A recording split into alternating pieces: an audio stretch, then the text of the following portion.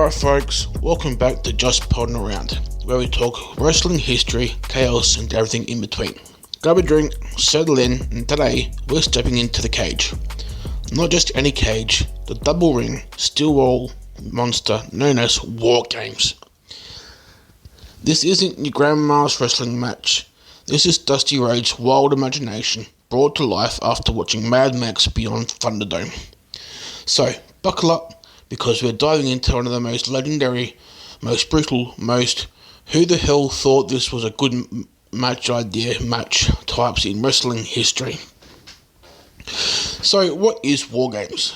WarGames is a specialty match first created in 1987 by the American Dream Dusty Rhodes.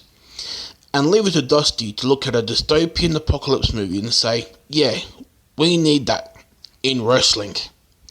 The original concept debuted on July 4th, 1987 in Atlanta during the Great American Bash Tour.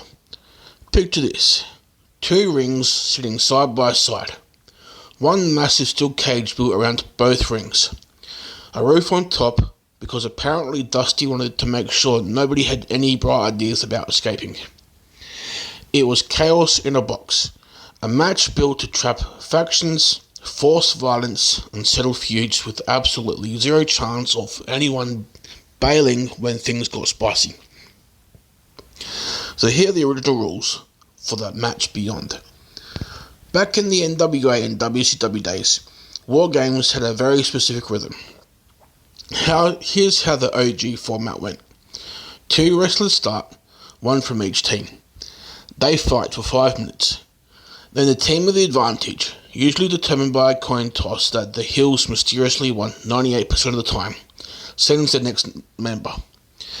For the next 2 minutes, it becomes 2-on-1. Then the other team sends a member in. This alternates every 2 minutes until everyone is inside the cage. And here's the kicker. The match doesn't officially start until everyone's in. Dusty called that moment the match beyond. And the only way to win? Submission or surrender. No pinfalls, no climbing out, no DQs, no oops, I fell out of the ring. Someone had to tap out or outright give up. It was basically a giant hostage situation, but with suplexes. WarGames became a WCW attraction through the late 80s and 90s, especially at Full Brawl. Here are some of the highlights. In 1997, we had the first WarGames. The 4 Horsemen versus Dusty Rhodes, Nikita Koloff, the Road Warriors, and Paul Ellering. JJ Dillon got sacrificed to the wrestling gods that night, and the babyfaces walked out victorious. From 89 to 92, we had the classics. 89 saw WarGames hit a pay-per-view for the first time. 91 brought Sting's squad taking down a stacked Horseman lineup. And in 1992, Sting's Squadron versus the Dangerous Alliance gave us one of the greatest WarGames matches ever put on TV. 1993 to 1997, everything from great to Shockmaster. 1993 gave us the Shockmaster's legendary Oh No debut. You know the one. WCW kept the match strong until 1997, when things got experimental, and not always in the good way. 98 to 2000 were the weird years.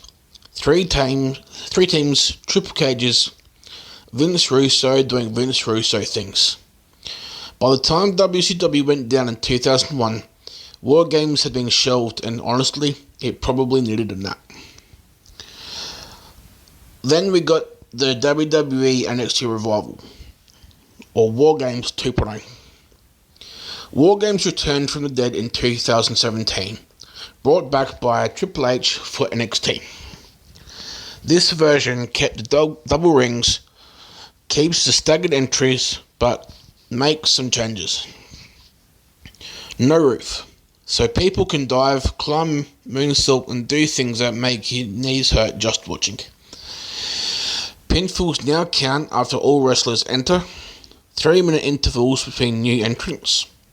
Wrestlers wait in many cages at ringside until their turn, which looks like the world's angriest waiting room. Since then, WWE has gone all in. Survivor Series 2022 brought WarGames to the main roster, and both men and women now compete in it. NXT's 2019 Women's WarGames, Rhea Ripley leading her squad to victory, still stands as one of the most praised matches in the match's history, or the modern history at least. So, what makes WarGames special?